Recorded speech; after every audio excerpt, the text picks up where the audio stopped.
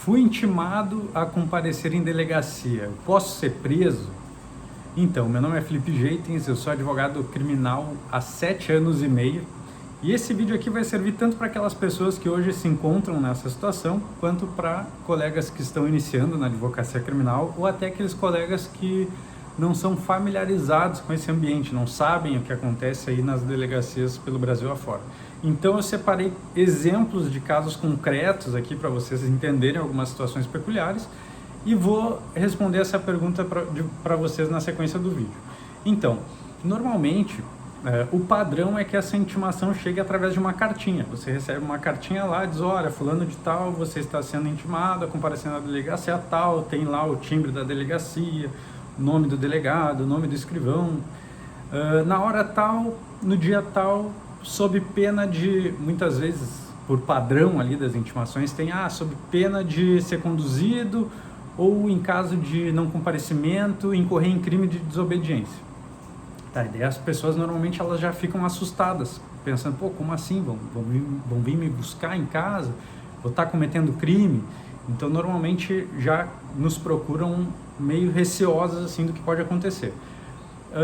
Hoje em dia está sendo muito comum algumas delegacias, tanto estaduais quanto delegacias da Polícia Federal, substituírem essa intimação formal por... Eles vão lá e mandam uma mensagem no WhatsApp: oi, aqui é o escrivão da delegacia tal, estou aqui te chamando para prestar um depoimento que está agendado para o dia tal, com o delegado tal.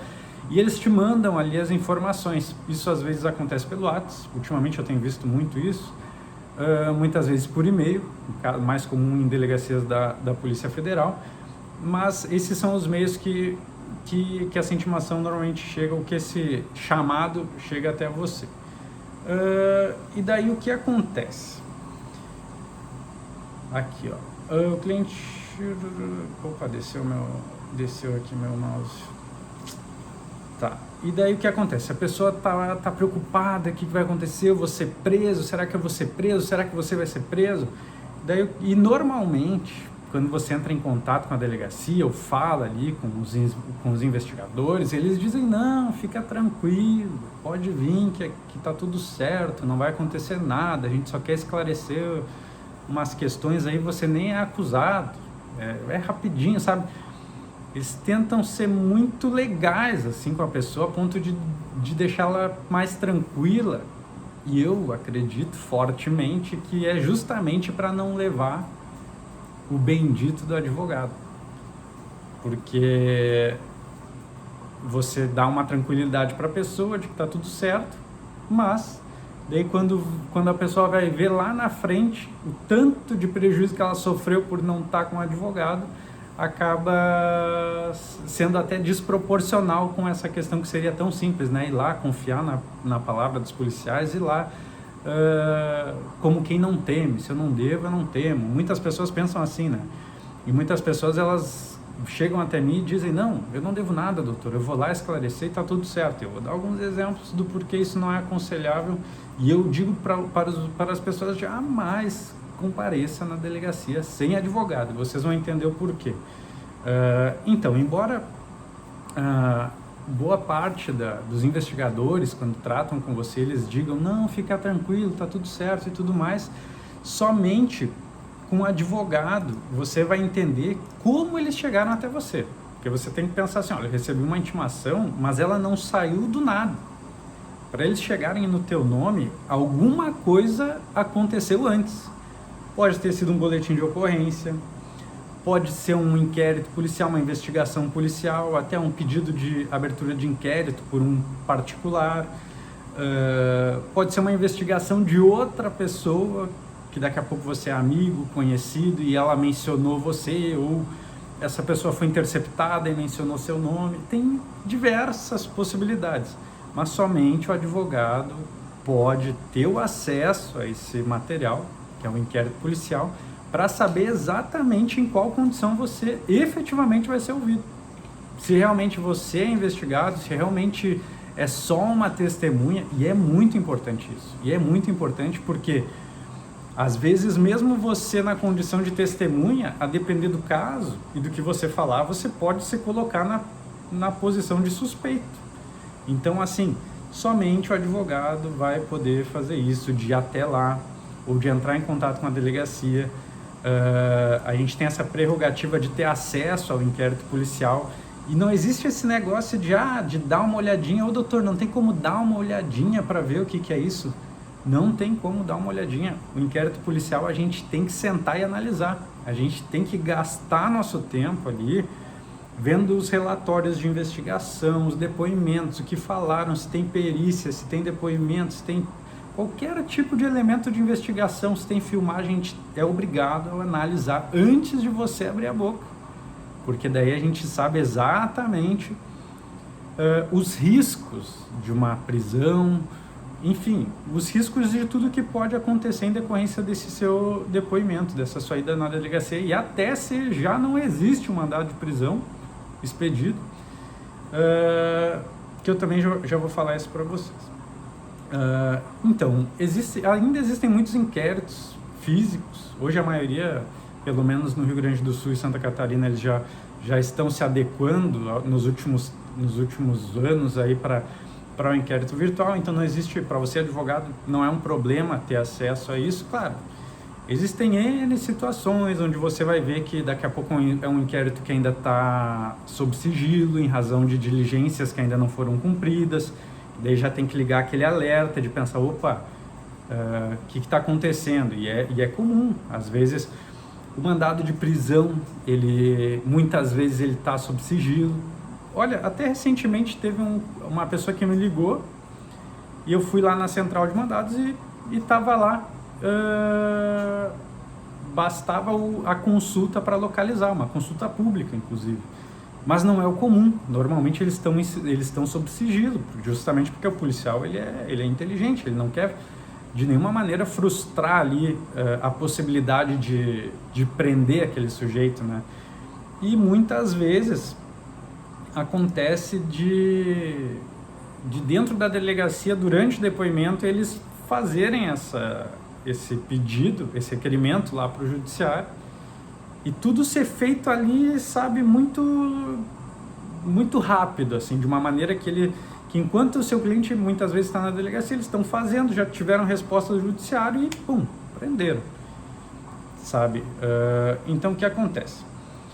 O advogado, daí você que está nessa situação, pague um advogado criminal, especialista, que ele vai entrar em contato com a delegacia.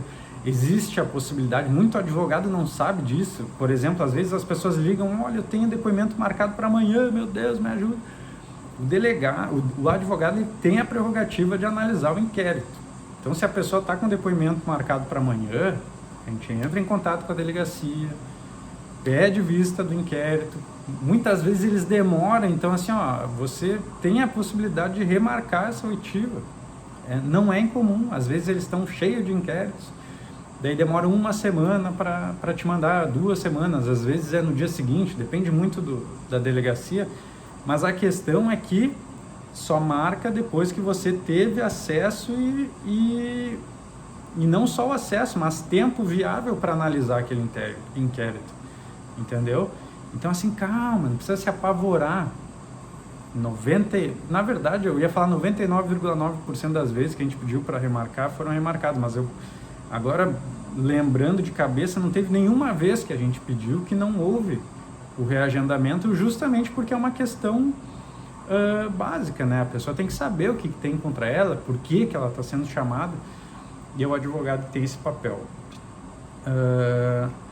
E daí também eu anotei aqui, teve um caso de uma pessoa que me procurou uma vez que ela estava com muito medo, ela estava nervosa demais, ela disse, doutor, o que eu faço?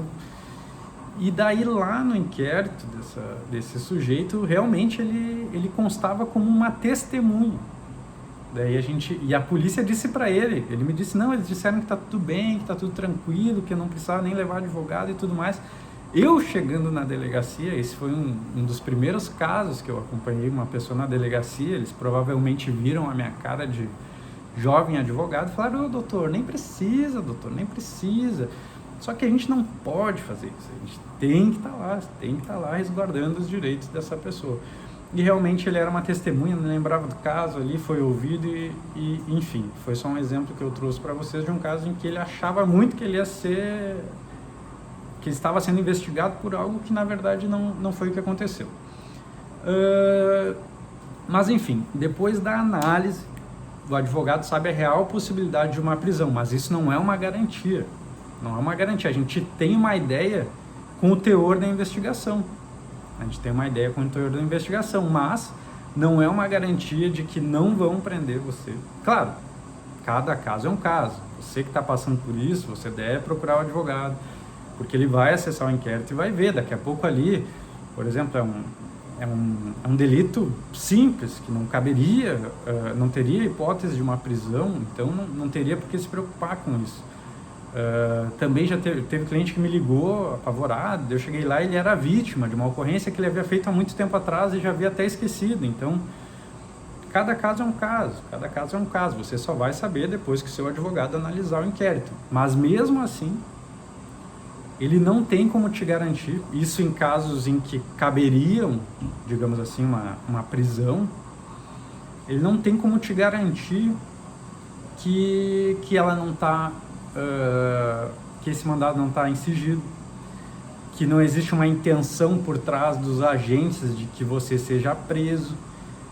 Eu vou dar exemplos mais práticos para vocês entenderem. E você, daí é uma questão também que é muito discutida, né? Doutor, eu posso não falar, posso não falar? É muito comum que na condição de acusado, de investigado, de suspeito, na verdade, né? Você tem esse direito de não produzir prova contra si mesmo, você tem o direito ao silêncio, isso é comum. E não é incomum que a gente permaneça em silêncio em casos, por exemplo, em que você ainda tem diligência sobre sigilo, em casos em que você não tem a completude da prova, ou simplesmente porque na dúvida do que pode vir a ter nesse inquérito, você quer se resguardar e só falar depois que tiver acesso a tudo que existe lá de prova, a tudo que existe lá que pode ser usado contra você. Então, o direito ao silêncio ele serve para que você não se prejudique, para que você tenha esse acesso e a garantia de que só vai falar depois que souber de tudo que tem lá. Mas não é uma regra. Tem muita gente que fala por aí como se o direito ao silêncio fosse uma regra. Não, meu cliente meu não fala em delegacia. Cliente meu não fala em delegacia. Já houveram muitos casos em que o cliente falando possibilitou a ele que se mudasse a compreensão no sentido de teve um caso meu, pessoal do delegado, ele até então ele tinha o entendimento de que o meu cliente ia ser preso, falou, não, eu vou prender o seu cliente, se ele aparecer aqui eu vou prender ele.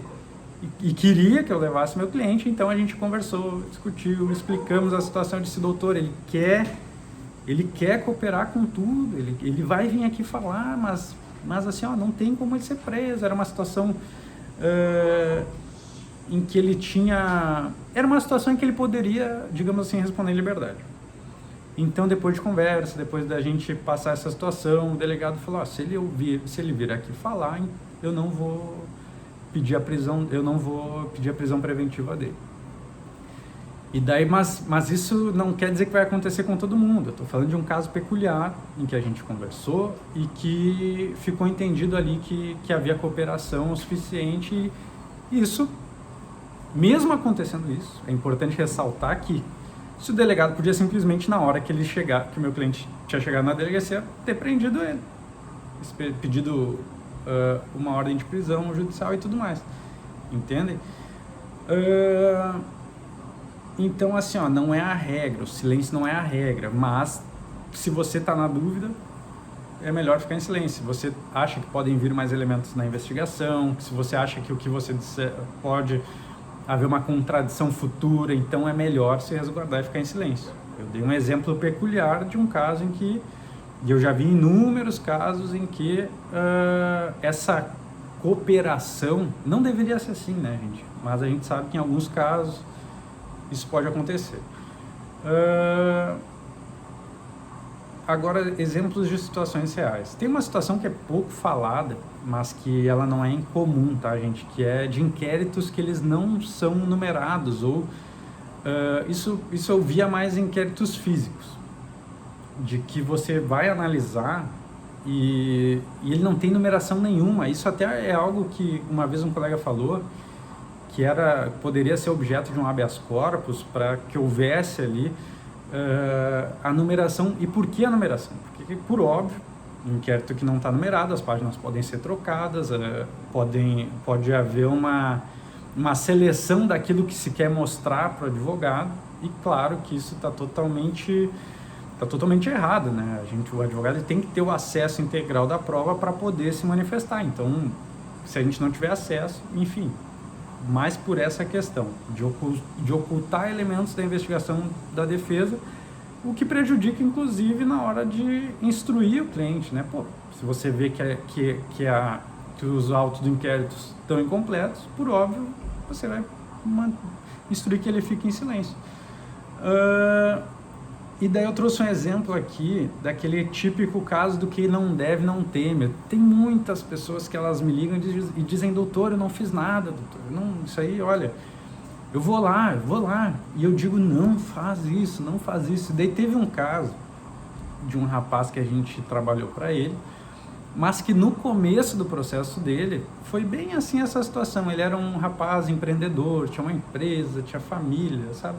Gente boa, não tinha uma vida de envolvimento no crime, se envolveu numa situação e para se defender, o outro sujeito acabou sendo hospitalizado, enfim, teve uma série de consequências lá. Mas ele entraram em contato com ele da delegacia, falaram: não, fica tranquilo, teu caso a gente te entende, a gente sabe que aquele outro rapaz lá que estava errado e tudo mais. E ele levou a esposa e a filha junto, tinha uma pracinha na frente da delegacia. Ele disse: olha, esperem aí que eu já vou lá prestar esse depoimento. Eles disseram que é rápido. E quando vê, o sujeito é preso e fica preventivamente preso durante 2 anos. 2 anos. Ele foi sem advogado lá, cara, sem advogado. Claro, no caso dele houveram diversos problemas, e daí esse é o problema de tu não ter um advogado especialista, porque muitas vezes daí o caso vai para a Defensoria Pública, a Defensoria Pública ela faz aquele acompanhamento ali processual, mas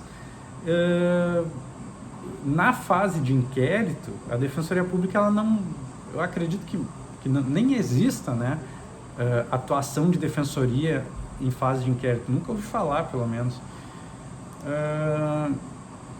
Enfim, daí tem outro colega, um colega muito conhecido também, um advogado criminal muito conhecido e respeitado, que ele conversou com o delegado, ele já conhecia todo mundo, porque trabalhava muitos anos para aquele pessoal da delegacia. Eles garantiram para ele que não tinha mandado de prisão para o cliente dele. Ele chegou na delegacia com o cliente, prenderam o cara. E eu lembro que gerou um problemaço, porque imagina, o delegado deu a palavra: doutor, fica tranquilo, porque eles, no final das contas, eles querem fazer o trabalho deles. Esse advogado, ele é muito conhecido. Não vou falar o nome dele aqui, mas imagina para você que está iniciando a carreira, se os caras estão ligados, que vão te passar uma informação certa para você não passar esse transtorno com o cliente. Mas é claro que não dá para ser tão ingênuo assim. Eu não seria tão ingênuo assim.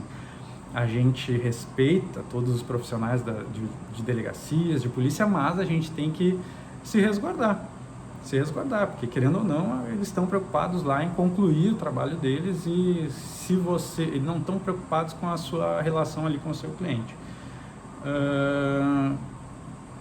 E daí tem a possibilidade, só que eu já falei, de verificar se tem mandado de prisão, que não é uma garantia de que a gente vai conseguir saber.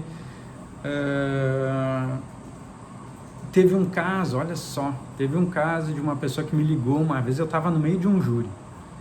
Ele me ligou, eu falei: cara, eu não tenho como te acompanhar de jeito nenhum. Ele falou: pô, doutor, mas eu estava precisando, eu até falei com outro advogado aqui, ele disse que não tem mandado, que não tem problema, mas eu queria que o senhor fosse. Eu falei: cara, eu não tenho como, eu estava no meio do julgamento. Eu falei assim: infelizmente eu não posso te ajudar. Ele: doutor, então indica alguém para mim. Já estava marcado para aquele dia mesmo. Eu acho que ele me chamou muito em cima, não lembro exatamente o que aconteceu, faz bastante tempo. E ele falou, doutor, manda alguém só para me acompanhar então, por favor. Eu falei, cara, não tem como, eu não posso mandar alguém sem ter acesso ao inquérito, sem saber o que está acontecendo, não tem como, isso é risco, é muito arriscado, sabe? Esse tipo de coisa a gente não faz assim, e até eu digo para você, advogado tem que acessar o inquérito antes. Você que foi intimado, se o advogado ele não vai buscar esse inquérito, se ele não vai buscar essas informações e simplesmente diz, não, vamos lá, tá marcado, a gente vai junto, tá tudo certo. É a mesma coisa que não ter advogado. Não vai servir para muita coisa. Claro, vai ajudar, mas o advogado criminal, ele busca o acesso antes de acompanhar. Porque buscar o acesso, analisar, para poder te dar a instrução adequada, para aí sim fazer esse acompanhamento. E daí esse cliente, ele pediu para esse advogado lá, que falou que não teria problema aí com ele. Ele estava chegando na delegacia, esse advogado não chegava, olha só, o advogado furou com ele, não foi, e ele estava com medo de ir até a delegacia, estava nos arredores, esse cara estava com uma tornozeleira eletrônica, e ele estava dentro de um mercadinho ali, tentando ver o que ele fazia, quando veio a polícia foi lá, eu acredito que ele não tenha chegado no horário, já estava o mandado expedido, eles, acredito que teriam a localização dele em razão dele estar com a tornozeleira. Ele disse que ele estava dentro do mercadinho comprando, perto da delegacia, quando veio os agentes chegaram lá e já prenderam ele, levaram preso. E daí de um caso também, que o advogado que furou com ele, disse, não, vai tranquilo, não tem mandado expedido, eu vou contigo, sabe? Olha o risco que ele tomou. Daí teve caso já, de uma vez, uma delegacia de Polícia Federal, que eles me deram acesso, eles falaram, doutor, a gente só vai conseguir te liberar aqui no dia do depoimento, me enrolaram lá o que deu, sabe? E eu falei, gente, assim, ó, cheguei lá com o cliente, era uma investigação sobre um delito leve, então eu acabei levando o cliente, mas na hora que veio o inquérito para mim, eu falei, ó, agora eu vou sentar, vou analisar esse inquérito, só depois disso aqui a gente vai conversar, porque ele não vai falar até eu ler tudo isso aqui. Era um inquérito pequenininho, no fim não teve problema. E daí teve o caso, o que eu disse aqui, tem um advogado especialista, porque assim, ó, na delegacia eles não querem saber de advogado, para eles a gente está importunando. Claro, tem muito, hoje em dia até tem uma leva de policiais que entendem que o advogado estando ali dá mais validade para o ato, porque é um profissional que depois lá na frente, independente do que for alegado, aquele ato teve a presença de um advogado, então a validade dele é maior, né? Você dizer, não, se a pessoa ali que prestou depoimento quiser falar qualquer coisa lá na frente, é muito difícil de derrubar essa situação de que ela estava acompanhada de um advogado, porque a presunção é de que o advogado instruiu, de que analisou as provas e de que acompanhou o depoimento e garantiu que ela teve os direitos dela ali preservados.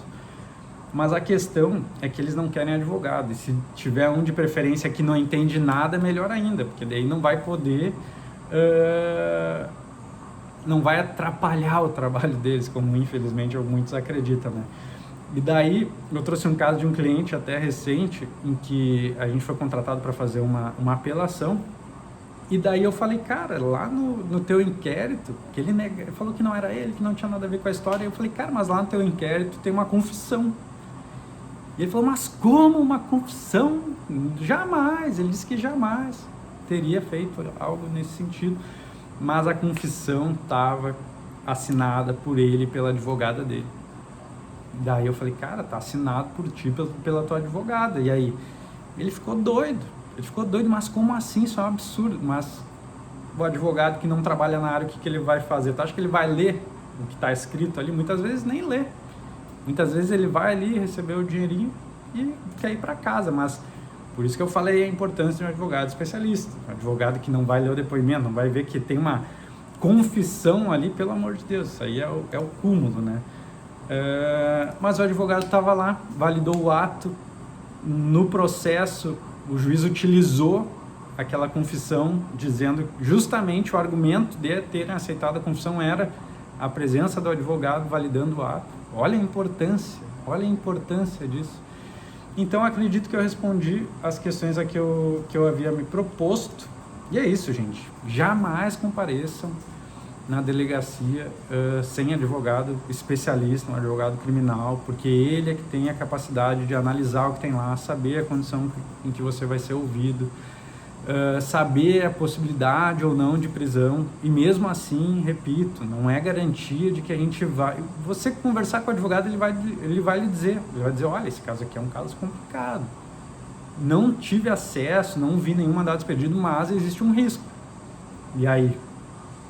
Tem que ser franco para que os dois cheguem a uma conclusão, sabe? E aí, o que vamos fazer a partir daí? Mas daí isso daí já é história para outro conteúdo. Então hoje ficamos por aqui, ok? Qualquer dúvida, mandem aqui nos comentários para a gente responder se ficou alguma questão em aberto em relação a esse tema. Tá bom? Tchau, tchau e até a próxima.